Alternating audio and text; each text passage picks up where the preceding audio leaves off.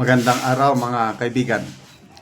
Pag-usapan natin ngayon yung nangyaring disgrasya sa NAIA kung saan may namatay tayong kababayan kasama ang isang bata plus mga OFW. Nakakalungkot po.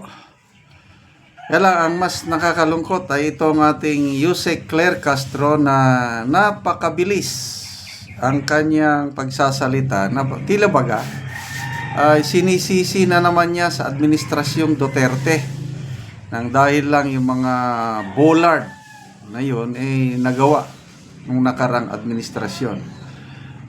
Ito may post si Kipi Chu, si Crisette Laureta Chu. I saw this comment of Claire Castro blaming the past administration of Rodrigo Duterte and Arturo Tugadi because the bollard was installed in their time. Okay. So, basahin muna natin yung statement ni Auntie Claire. Sabi niya, nakakalungkot po. May mga nasawi dahil sa di umano'y depektibo na bollards na na-install po sa NAIA Terminal 1.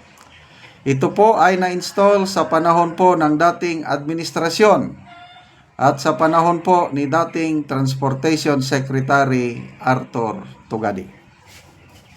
Diba? Ang bilis niya. Kininik niya kaagad nung nakarang administrasyon. Diyan naman siya talaga magaling. So palakpakan po natin. She's just doing her job to discredit the past administration. Okay, so ito. Nag-research si Crisette Laureta Chu. Sinulat niya dito. Ngayon ko lang din nalaman tungkol sa bollard na yan. Okay. Ito, dagdag ni Crisette. Ramon ang promise and I hold him to it a fair and honest investigation. Because I don't trust the current government would come out with the real result if it would point to them. Okay, so maganda. Third party o neutral party itong Ramon ang mag-investigate dahil sila na in charge sa airport, yung San Miguel. I asked someone in construction about bollards kasi bowlers lang ang alam ko. Nag-google din ako para i-double check.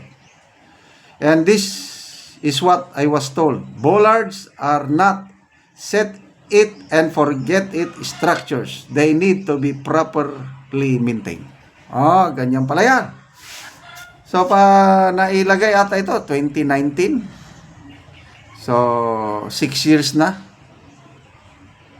Dapat yung maintenance. 3 taon na itong administrasyong ito. Anong ginawa nilang maintenance? So, babalik sa kanila ang blame. The admin that Claire Castro serves is 3 years old. A bollard's maintenance is like this. Tingnan nyo, ganito pala ang maintenance ng bollard. Monthly. Kailangan niya ng monthly maintenance. Clean bollards, especially if near roads as debris exposure weakens it. Test every month for locking. Visual inspection for rust and damage.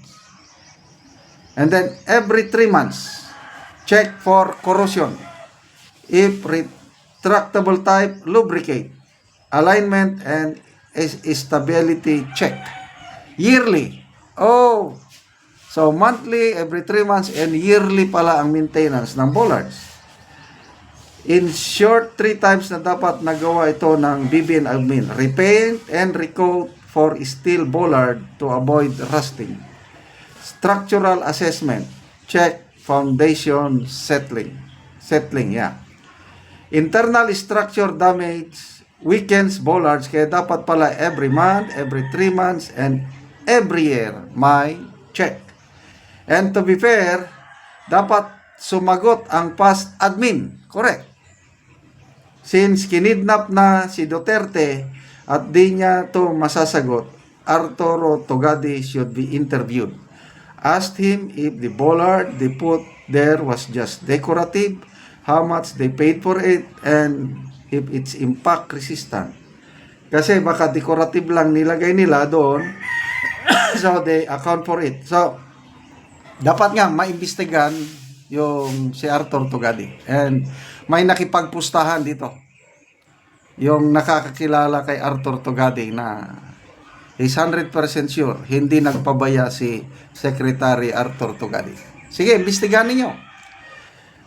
Okay, what bothers me is that si Claire Castro turo agad. Wala muna research. Pero yung flood control projects, kunwari wala siyang issue. Mas maraming namatay doon. Oo nga. Oh. Ano nangyari? Pinagmalikin ninyo. 5,500 flood control projects natapos na natin.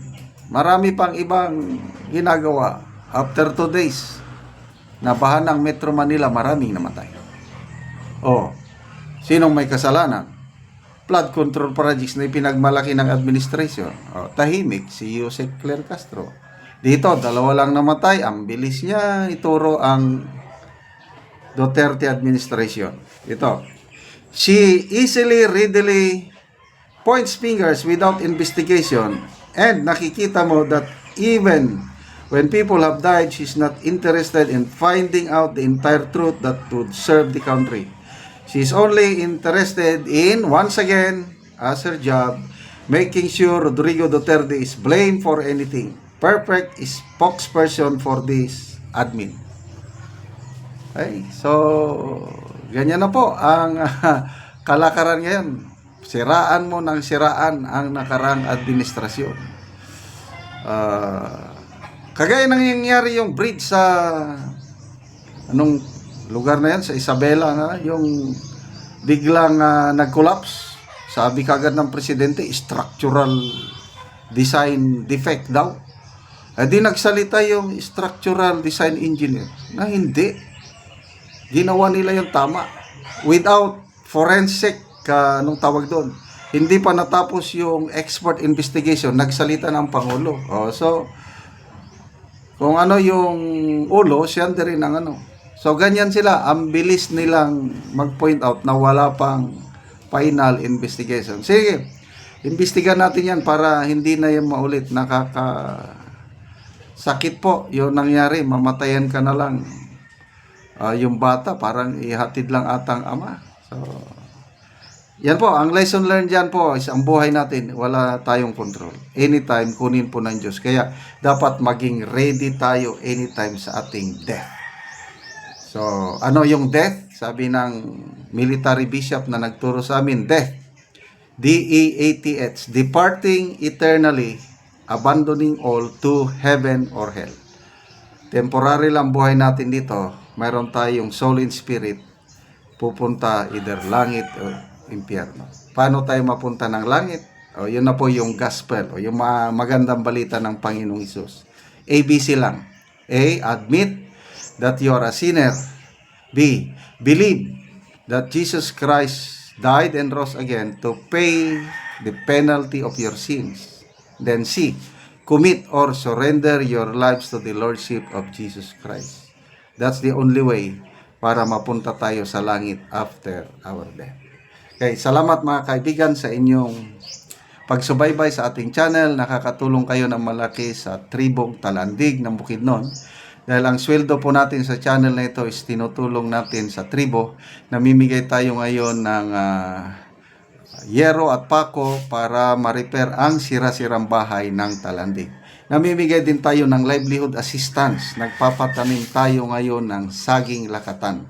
Kung may itinanim, may aanihin. Panoorin nyo ang video na ito. Anak ko sa saging lakatan ni Manoy Boy. Og mo ni ang una niyang tanom nga saging lakatan. Og ako silang bisitahon. Mayong buntag, Manoy. Buntag po. Oh. Pila ni kapunuan ang una nimong tanom, Manoy? 20. 20 ni. 20. So mga dagko na gyud. Hapit na gyud mangunod.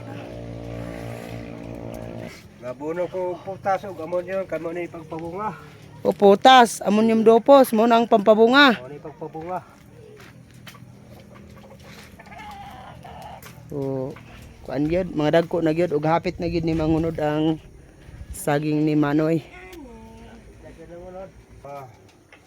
Putas complete ug ukos. Ang akong abono aron na dali siya munod. Oo. Oo. Oo. Ikaduha na akong tanom. Muna ikaduhan nimo Manoy, so mga dagko na. Dagko na. Putas gyapon ang abono ani ni Manoy. Og ammonium, dopos. Oo, tapos.